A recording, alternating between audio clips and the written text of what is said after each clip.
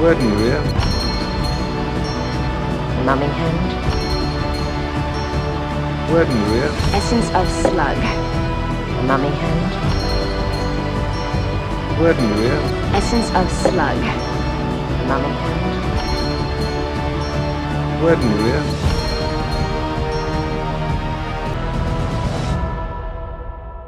Hello and welcome to another episode of It's Time to Rewind, a podcast stuck in its own time loop right along with the movies we discuss.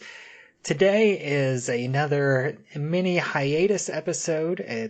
We've finished the Buffy time loop episode, and we're going through a few other Buffy episodes in their entirety just to hit some high points. And today is this episode is releasing just after Christmas, so I hope everybody had a Merry Christmas. And we are talking about the Season 4 episode Hush with the Gentleman.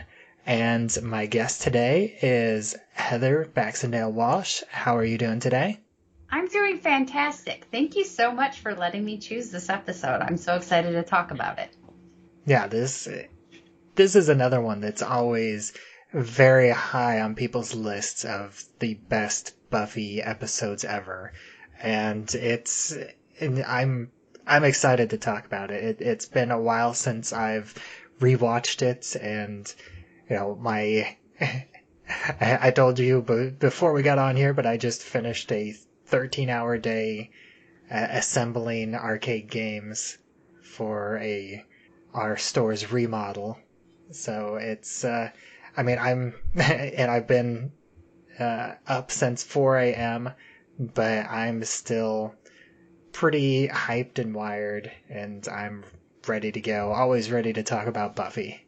Hooray! Yeah, you do. You sound very spry for someone that should be quite tired. But by about this point, when I have those kinds of days, that's when I either go into pure and simple zombie mode, or I start slipping into the slap happy where I start getting a little bit wonky. Yeah, I feel like I'm coming close to the slap happy. Okay, that will be fun for me and everybody listening then. Yeah, hopefully, especially since I didn't get a chance to rewatch this episode in full, but I have seen it multiple times. It is one of my favorites, and I did go through and reread the synopsis, which, you know, this was the middle of season 4, or I think it's early in episode 10 in season 4. So pretty much right in the middle. One of the things that kind of surprised me about this too, and you know, it's another thing that sets Buffy apart, I think, from a lot of other series, is a lot of times you start getting, by season 3, season 4, that's when you have a series that kind of meets its stride. The actors are very comfortable with the characters. There's a rapport built. You feel connection. There's lots of inside jokes and that kind of thing. But sometimes the content can start getting a little stale. Mm-hmm. Season 4 is my least favorite season of Buffy, but that doesn't mean that I don't enjoy it. I still do. Yeah, and I think it's funny that you say that too, because one of the impetus for Joss Whedon writing this episode was that around this time people thought that he was using his dialogue as a crutch, and that he was relying too heavily on dialogue to make the show fun and snappy, and so he took that as a challenge, and so he created this episode with a large chunk of it without dialogue. I had no idea. That's very Joss. And fair enough, too. First of all, if what you do is dialogue is great, which, I mean, watch a Tarantino movie. It's mostly dialogue and then violence. Dialogue, violence. That's it. But mostly dialogue. If that's what you do well, then I don't have a problem with it. And one of the things that I love most about Buffy is the dialogue. But 100%, even though I think it's 10, 15 minutes in, I think you get 2 commercial breaks before there's no more talking. It is absolutely amazing. And I think that one of the first lines too is communication and language are not the same. But he definitely steps up here. I know that this is regarded as probably one of the best Buffy episodes ever, but I would go so far as to say it's probably one of the best episodes of any show on TV ever. There's a couple of reasons for it too. One of them is the fact that it stands alone. You don't have to have any context into the Buffyverse to watch this episode and enjoy it. It still mixes true horror elements, ones that we're familiar with, ones that, we can connect to in a nostalgic way, which, Whedon is very good at doing, but also putting a new, fresh twist on things. The gentlemen are very, they're very Brothers Grimm inspired. Yes, absolutely. The music is eerie, but at the same time, we still have all of those comedic beats and elements. And you're doing it without using any language. It's my favorite physical gag in this is whenever they're at the overhead projector, something that has gone away, and Buffy mimes staking, but it looks like she's miming masturbating, and everybody just looks at her weird until she grabs a steak and then does the same movement, and then everybody's like, oh. It makes total sense. Yes, it's great. Well, and then you have all of Giles' animation on top of it on there, because he's drawing, which he's not great at drawing. And I feel like it's kind of a toss back to the little zombie guys, the Arg guys from Mutant Enemy. Yeah. And they all have kind of that look to them too, as far as drawing is concerned. And then I think there's one of the shots where it's Buffy will patrol tonight, and I want that on a shirt. I've seen someone with the shirt, Buffy will patrol tonight, and it's just this Buffy with a little steak. Buffy gets upset that the drawing of her is a little bit bigger than she is too, which is funny. But all of the other shots, like there's one with blood, and it's literally just red everywhere. It's absolutely outstanding, and it should be horrific, but it's funny. Yeah, one other thing, one other quotes that I remember hearing about this episode and the creation of this episode that I think is interesting is they say that once people aren't allowed to talk, that's when they start communicating. Yes, because then you're forced to. And there's also another thing that I found interesting about it watching this time that I have missed. I don't even know how many times I've seen it over the years, but a lot is the number. We'll go with a lot. I did notice how relationship-centric it was. And not friendship, but romantic. This is the first episode where Tara and Willow connect. Well, this is Tara's very first episode ever. Yeah. And they have this wicked meeting before, which is really funny when Willow learns that all of these girls are wannabes and are not actually into witch stuff. They just want to burn incense and that kind of thing and have bake sales. So those two meet and they connect in this in a real way. And I mean, that took a lot of stones to do. You're introducing, number one, an eventual very important romantic interest for Willow.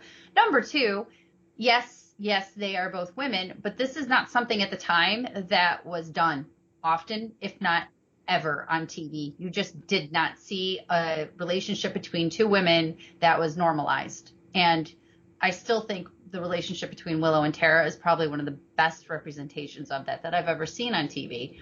So you get that, and then on top of it, just two new characters that are meeting each other and getting to know each other, and they're doing it without any dialogue between them.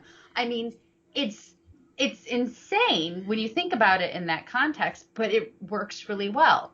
The other relationship was Giles, and I don't remember the name of his girlfriend. I think she only shows up in a couple episodes here and there. Yeah, Olivia, and I'm... That's it, yeah. She just popped up as I have the episode playing on mute, and I had completely forgotten about Olivia. Because she really is just like this character that shows up a couple times, I think. And maybe it's only even in season 4, but I had forgotten about her when I saw it. I went, oh yeah, she's here. Oh, I forgot. Giles had a little side piece. Sweet. But there's the relationship between the two of them that we knew nothing about. The episode starts with Anya and Xander fighting as Yeah, I Xander believe I believe I caught the subtitle of Anya talking about Olivia as Giles's orgasm friend. Anya is one of my favorite characters of anything ever on TV. I love her so much. And that's another thing too. Anya's ability to speak the truth and do it with so tactlessly, but at the same time it's earnest. So it's it's not coming from a malicious place at all. She's saying what a lot of us think, but we have all the socialization to mask or cover. And and she's sitting there calling Xander on exactly the truth. Well, she basically says, "You're only with me for the sex." And Xander is avoiding this conversation because she's correct at this point, kind of, for the most part, although Xander doesn't really realize it. But they're having this relationship spat in front of Giles and Spike, who is, at this point, still has the chip in him, and he's... Yeah, this is like, Spike. This season 4 is really where they started changing Spike as a character, because this is where he got the chip to where he's not able to attack humans anymore. And at this point in time, I believe he doesn't realize that he's able to attack non-humans. Nope, not yet. Yeah. Not yet. I think it's a few more episodes out. And again, too, season 4 is easily my least favorite season, but it has a lot of really good stuff in it and a lot of stuff that builds to future seasons and stuff with the characters. And then the next relationship is Buffy and Riley. Riley, who he's generic white guy, he's nice guy, really good guy, handsome teacher's assistant, but he has his side job that nobody knows about with the initiative, and Buffy is obviously the Slayer. I did like the setup of this. I just never really liked the two of them together because they didn't fit for me. He was wrong for her. He always was. I didn't dislike Riley. And eventually what happened to their relationship actually worked for me because it seemed like the natural way that would end up going. But I do think that Riley is an interesting character and an interesting choice for this part in Buffy's life. I think that she goes from a vampire to a generic white guy, but she doesn't realize that he has this secret double life. She thinks that he's just a teacher's assistant. Yeah, and on paper, especially with the secret side life of fighting big bads, he should be like the perfect guy for her.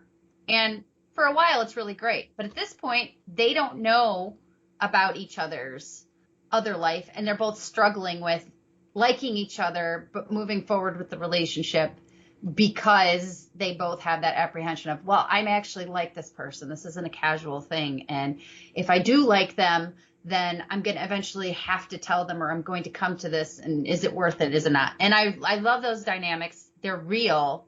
They're something that I think a lot of us can all relate to, which is one of the great things with Buffy is that, you have all this stuff on the surface for entertainment, but you have all the real life stuff that we all go through with relationships, family, friends, and things that we have to overcome and deal with.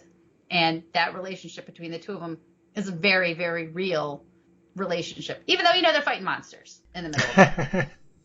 But yeah, so this episode is very relationship centric. And once no one can speak anymore, all of these relationships are centralized at different points in the storytelling. Yeah, I do love some of the humor. I just got to the point where everybody just lost their voice, and I love that Buffy tries to call Xander, and they pick up the phone, and then they realize, and they both realize at the same time, like, oh, what is this? What are we gonna do with this?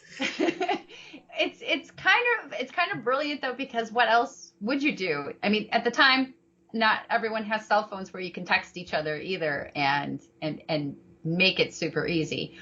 I think like right after this is when Buffy and Willow find the whiteboards so they can start communicating that way, which is brilliant. But I love it's clever enough too. The whole mask. One of the things I thought about immediately was, okay, so the whole entire town lost their voices. Wouldn't the world somehow know this, right? Right? Like, how is this going to go? So what do they come on?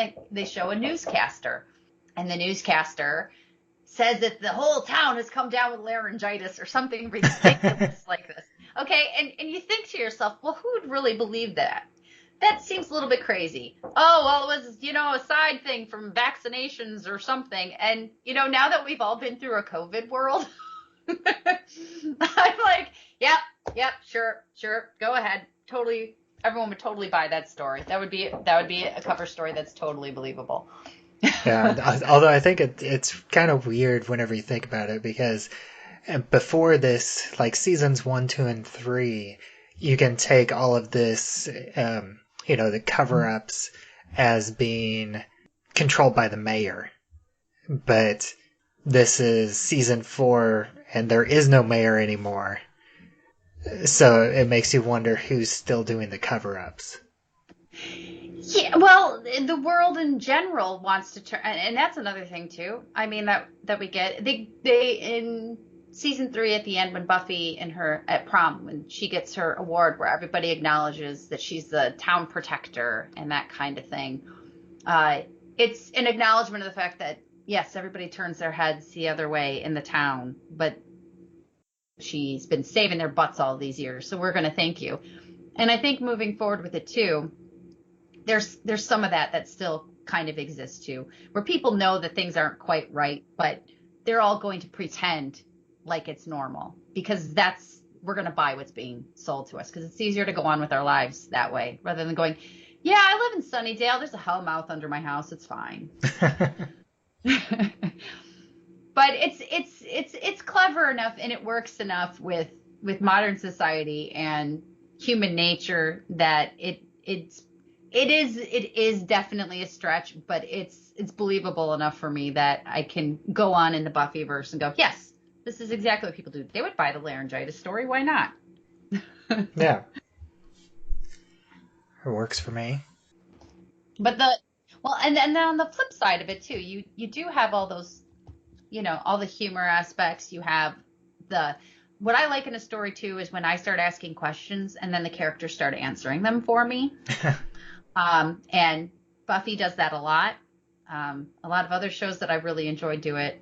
Stargate's another show that does that really well. I'm asking the question and then a character is either explaining the answer to me or giving some reason for whatever my little brain is going, that's not real. I am not fun to watch horror movies with, by the way, because that's all I do. I am just asking questions and yelling at the screen when people aren't doing things that I think that people would do. Yeah, So I'm the opposite way with romantic comedies because I'm the type of person, especially like predictable romantic comedies. Like in the first 5 minutes, I'll be like, okay, so this person is going to do this, and A, B, C, and D is going to happen, and I see exactly where this movie is going, and there's been times where like I'll be watching a movie with my wife, and she has seen it before. And she'll ask me, have you seen this movie before? And I'm like, no. And she said, you just got everything like 90% right.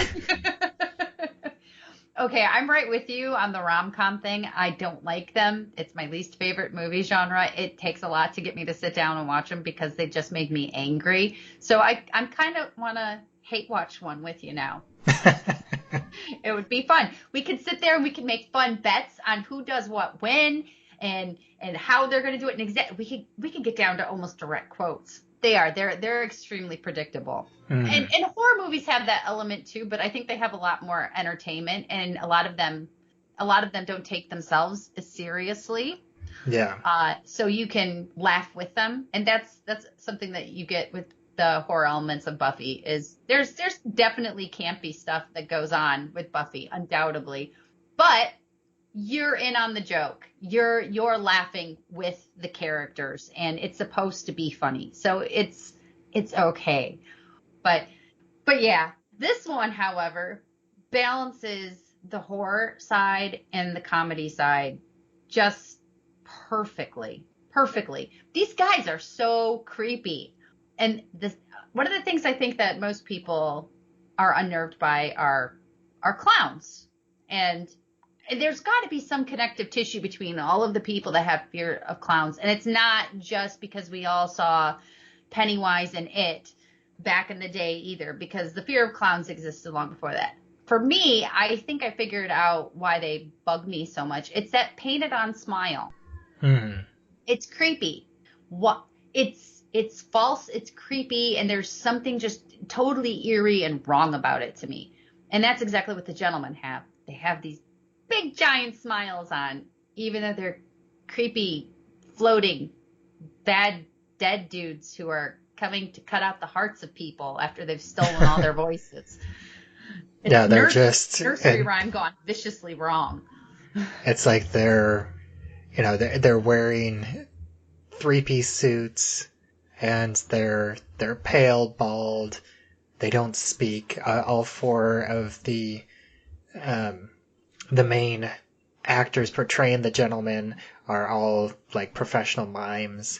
I think. Doug Jones is one of them. Yeah, Doug Jones is one of them. I think he's probably the most well known. Let's see. I think I have the others. The others: Camden Toy, Don Lewis, and Charlie Brumley, which they're lesser known. I think most people who are at least somewhat familiar with things like this will have heard the name Doug Jones, or at least know his performances. He has done a ton of makeup work. Like he was the creature in the shape of water. He was Abe Sapien. He was the Silver Surfer in the Fantastic Four movie. He was in Hellboy. Yeah, Abe Sapien. Oh, in yes, Hellboy. yes. Didn't he do the moon face for McDonald's? Yes, he was two characters in Pan's Labyrinth, the Pale Man, and also in Hellboy 2, he was another one of the characters. He was like Death. Yeah, so he's had a very long career of playing characters that are expressed through makeup, which I was just talking about acting through, those kinds of things yesterday. Actually, I saw Avatar over the weekend and talking about not really being able to show and emote and do all those things and how challenging it must be as an actor. But you have someone like Doug Jones who made a career out of it, and a wonderful career out of it. And this is an example of where those slight movements and little nuances make all the difference in the world. I didn't know the rest were mimes, though. That makes a lot more sense. That's clever casting. Mm-hmm. Yeah, there's just so much subtle movements that they can do with just, a tilt of their head, and then they're very expressive with their hands. I think those are two, very important parts of the gentleman as characters. And along with the gentleman, you have these creepy looking little dudes who are running down the street, and they're in straitjackets that have been undone. So these are flailing about, but they're on their hands and their feet running about too, all crazy. They can be killed, which was yay, because Buffy did a broke one's neck, which I appreciated as well. Also, by this time in the series, there's definitely an elevated level of martial arts that go on, so you get to have a lot more cool fight sequences and kill shots and stuff like that, which I personally appreciate a lot. So little moments like that are fun for me too. Yeah, and I think the minions are a great choice because they are so opposite of the gentlemen, because the gentlemen float along, they're very controlled, they're very precise, they're very graceful, they're very slow moving as well. Yeah. Like they're never in a hurry. But then these straitjacket minions are, they're very fast paced. They're just flailing around. They're the chaos to the gentleman's precision. Absolutely. It's a fantastic balance. And when there are parts of the episode where they're quite literally chasing people down. Tara and Willow, for example, once Tara decides to seek out Willow at some point and finds where her dorm room is, and she's out in the middle of the night, and a couple of them see Tara. So she's running and they're chasing her, and she's banging on all the doors to every dorm room. And after a boy was killed the night before from doing exactly that, opening the door, no one's opening their dorm room doors. So it's pretty tense, especially if it's the first time you're watching it, because Tara's new. She's, as far as we know, she's expendable at this point. She is definitely someone that can be killed, even though we've started to like her. I mean, that's exactly something that Joss would do. So the level of investment in the character at this point, and because you like her and you want her to find Willow and you want Willow to save her and do some witchy stuff. And that's eventually what happens. But they do it together too, which I thought was really, really cool. But building up to that, it was scary. It was legitimately scary. And I think you nailed a really good point too, that they didn't ever feel rushed. And that's one of the elements of Michael Myers that I think is most terrifying. Mm-hmm. And there's a lot of those horror elements there. Another one to me is the singing, the dream sequence, and the little girl singing. That to me just went to like kind of a Freddy Krueger type thing. Right. Yeah, so there was just all these little things, and I don't know how much was just subconscious that he was putting in there and how much he was doing with thought through it, but absolutely beautiful cornucopia of things that I love about horror. Yeah, it's really just so much great stuff. But I think that's really about all I have to say. I know you mentioned Tara, and I do think that it's worth mentioning that it is great just how Amber Benson just creates this character she just appears in this episode, but she's a character that you immediately like and you want to see more. Yes, immediately you have a connection to her. The only thing I would probably add that I thought was really, really great about it too was right at the end, Buffy and Riley have discovered each other's secret identities, and this is after they finally had their passionate kiss and finally gotten over this or that, and they walk into her dorm room. Also, I think this is the only time, and this is such a Heather thing to notice, but I think this is the only time that Sarah is actually wearing a pair of jeans and tennis shoes in the entire series, because she always has something very fashion-esque on, and I appreciate that. But they're standing in her dorm room, and they essentially say, "We have to talk." And then now they have their voices back, and they can talk, and they both stand there and just stare at each other and say nothing. So the episode ends on them having the ability to talk, not talking, and using no language, which I thought was absolutely bloody genius. Yeah, that's so much, just the great way to end this episode of them not being able to talk and them wanting to talk, and then them needing to talk but not being able to. No, they didn't want to have that uncomfortable conversation. Yeah. But yeah, I think that is, that's Hush. And I'd like to thank you for talking with me today. It's been a lot of fun revisiting this episode, and it's been a lot of fun revisiting Buffy in general. This is pretty much my last episode before I switch to Angel. But yeah, this has really been a lot of fun, and this has partly inspired your own Buffy revisits, and you have your own Buffy podcast that is a few episodes in now.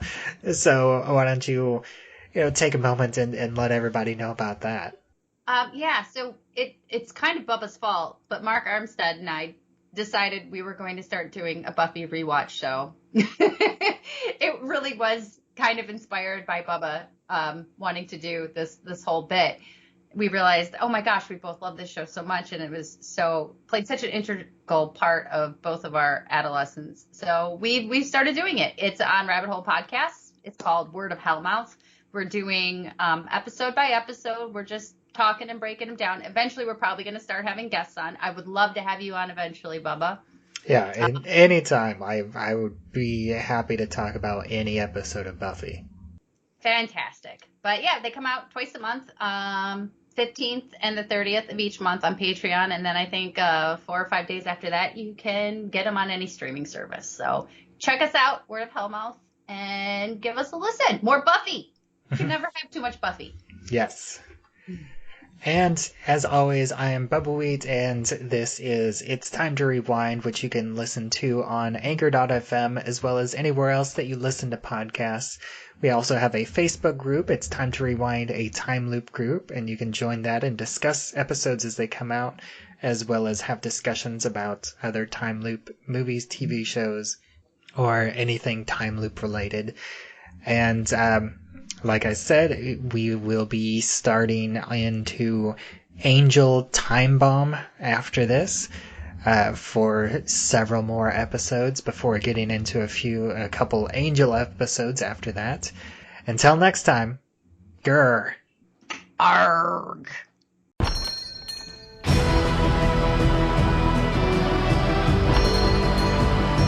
Werden wir? Numbing hand. Werden wir? Essence of slug. Numbing hand.